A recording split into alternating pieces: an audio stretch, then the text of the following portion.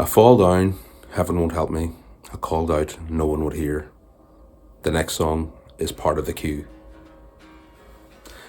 Part of the Queue is a lovely little album track gem on Don't Believe the Truth.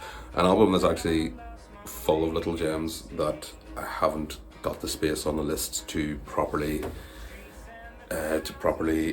give attention to.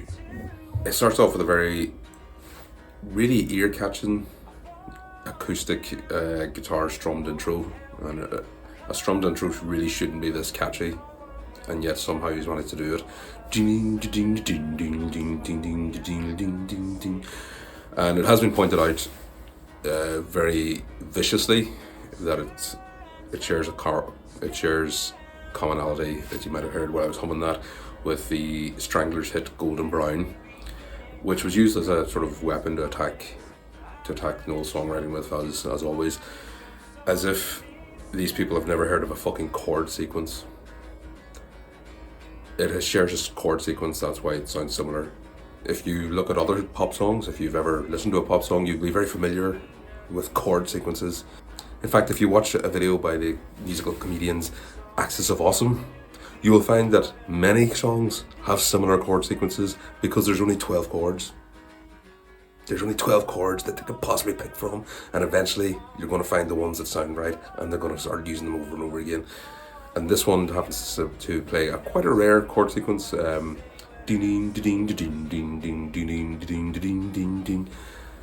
It also sounds like sort of early Doves.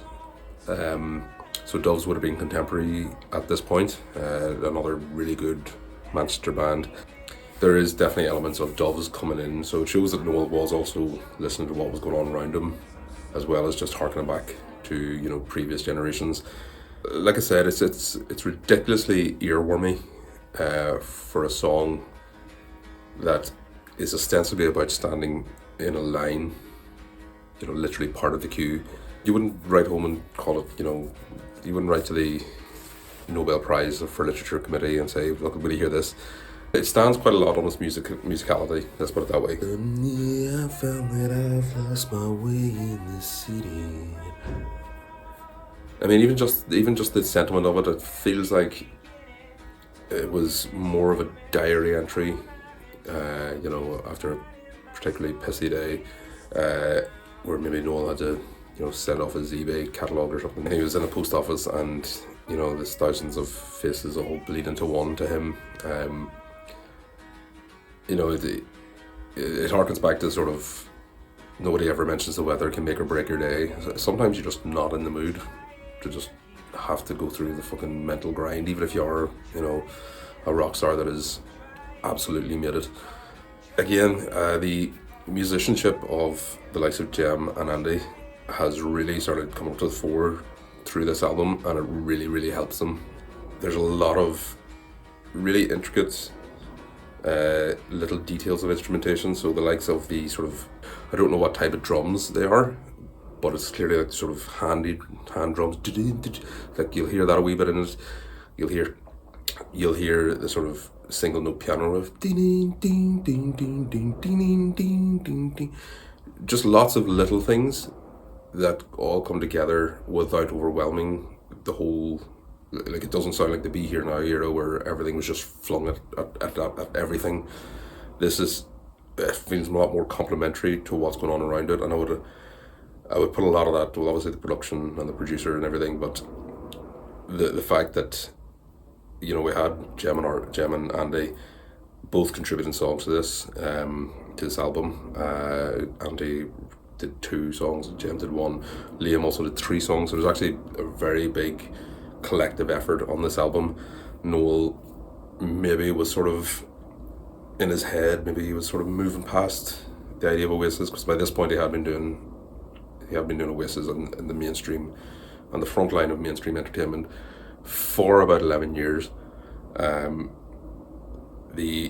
anytime he did anything, all the reviews of the album, or I'll just look through a few of them, all of them seem to have this notion that Oasis are not allowed to remove themselves from 1995.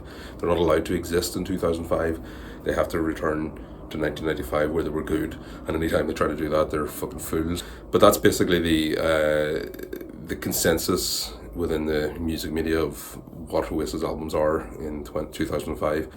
Again, because I'm running out of space on the list, I'm actually missing out on quite a lot of songs from this era, from the 2005 era Oasis, because they did sort of hit a stride at this point that wasn't really picked up upon. One of the B-sides of Lila was Guess God Thinks I'm Able. No, sorry, was Eyeball Tickler. That's a great romp of a tune. It's a song that Jet wanted to write when they wrote Are You Gonna Be My Girl?